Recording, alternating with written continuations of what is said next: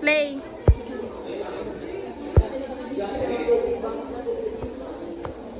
Good morning, everyone. So this time, we will continue with models of atoms.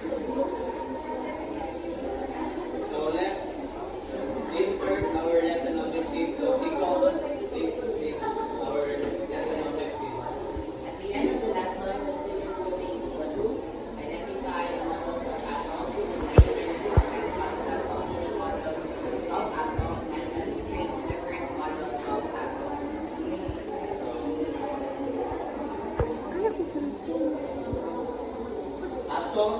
Atom is a particular Sige na. particle of matter that uniquely defines a chemical element. An atom consists of central nucleus that is surrounded by one or more negatively charged electrons. The nucleus is positively charged and contains one or more relatively heavy particles known as protons and neutrons. So basically, atoms are the basic unit of matter. Diba? Everything that has mass and occupies space consists of atoms.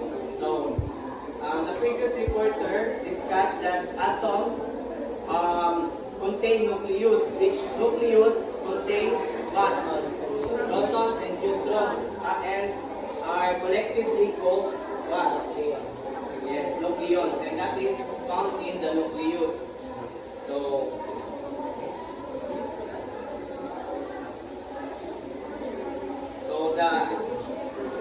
the picture, this is Democritus. He believed universe made of invisible units called atoms, and he named them atoms. So Democritus is the person who introduced the idea of atoms, and followed by different persons that makes their own model of atoms. So this time we will discuss with the models of atoms, and let's discuss first the billiard ball model. So you are familiar with this na kay na-discuss na introduce naman ni Kango. So the billiard ball model is proposed by John Dalton in 1804. He interpreted the atom to be a ball-like structure. This theory proposed that matter was composed of small spherical particles. And so this is an example of the model of the billiard ball model of John Dalton. So he ikuan niya nga ang atom daw is pareho daw siya sa billiard ball. So new evidences. So because of the new evidences, new discoveries of the katong different components ng mga kuan, ilahang na conclude that the theory of John Dalton is what?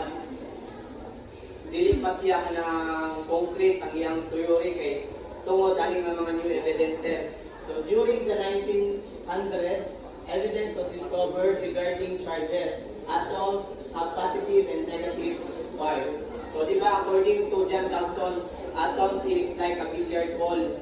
So, but because of the discoveries of Rutherford and Thomson, katong positive and negative charges, they come up na napali ay mas gamay atom na nasa sulod sa atom. But still, the idea of Dalton is still there. Murag mautaw na himo nga foundation sa different models of atoms.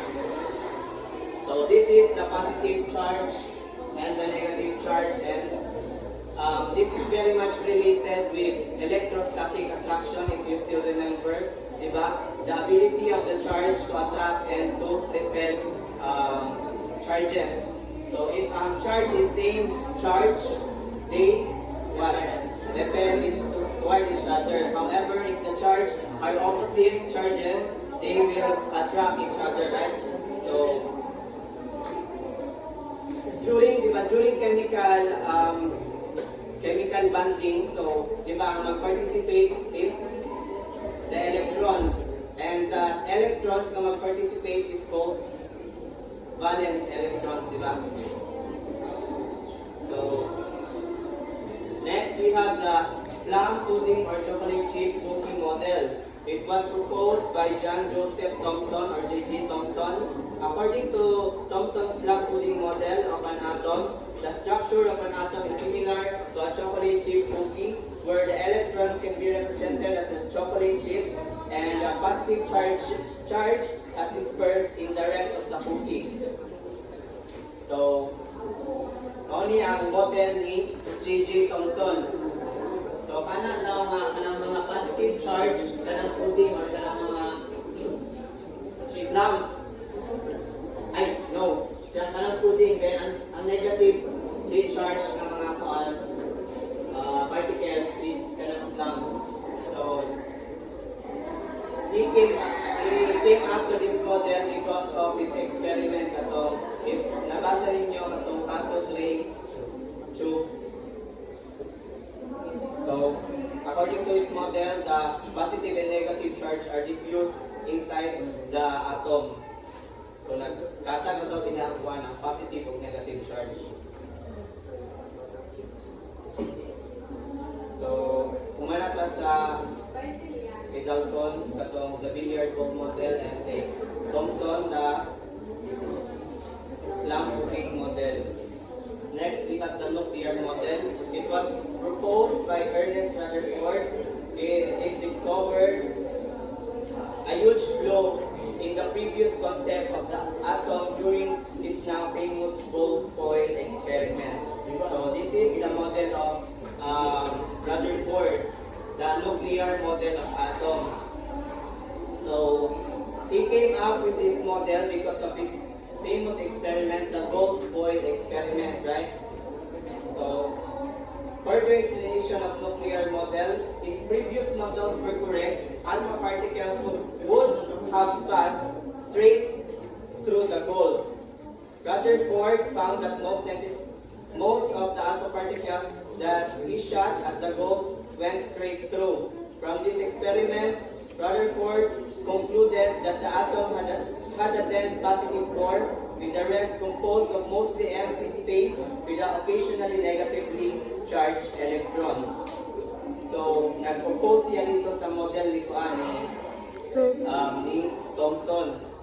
Because kanina experiment, the gold foil experiment. So, di ba na-discuss naman ni kanina ni Kanggo. So, the alpha particles na gigo dito sa gold foil is ang view of ang kasagaran sa particles kay naglaos. However, na ay reflect ano ka because the nucleus contains positively charges, di ba? Ang alpha particles, based on my research at Google, alpha particles contain positively charges. That therefore, yes, ang kaning gigamit niya diri nga alpha particle emitter, that alpha particles contains positively charged. So, during his experiments, naay mga reflect na kanang particles. Therefore, nakakonclude siya na naay positive charge na naatiya sa kuan sa kanang sa gold foil. Then dito niya nakuha na naay small na nucleus na naa sa atom. So, Rutherford's findings in this experiment, most of the particles passed right through. A few particles were deflected, very few were greatly deflected. So, his conclusions, the nucleus is small, the nucleus is dense, the nucleus is positively charged. So, it is the comparison between Thomson's model and Rutherford's model.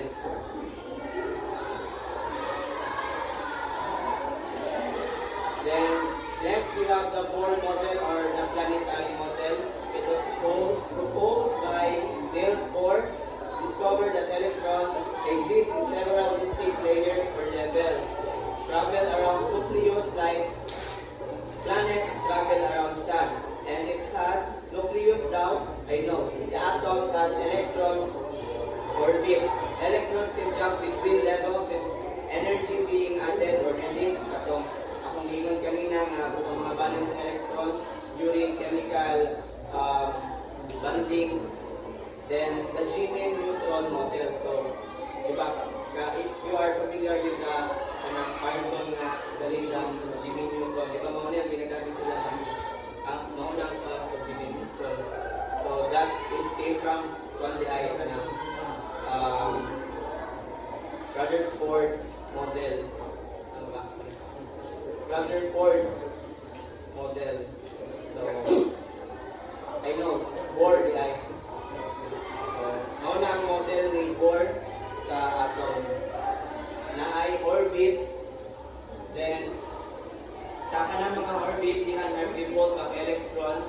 Then, the positive charge and the neutrons are located in the nucleus. So, kung sa example ni isa kanina, di ba, katong tinatong ang neutrons ay, di ba, ang carbon na ay 6 ka protons plus 6 ka neutrons. So, katong na-add na kuan, neutrons, neutrons ba itong na-add kanina?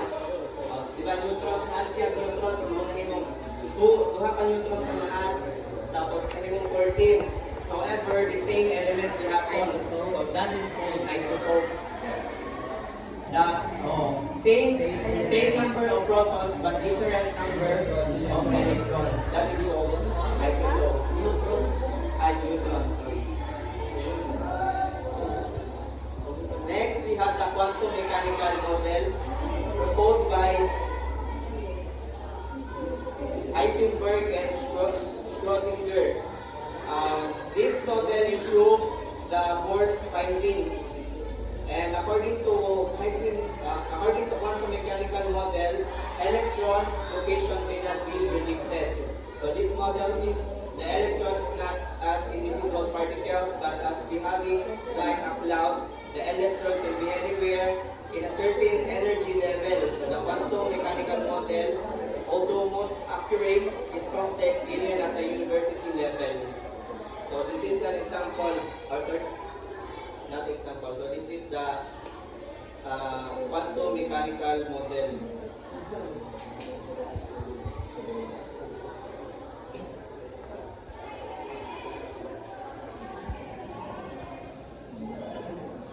Muna ang quantum mechanical model. So according to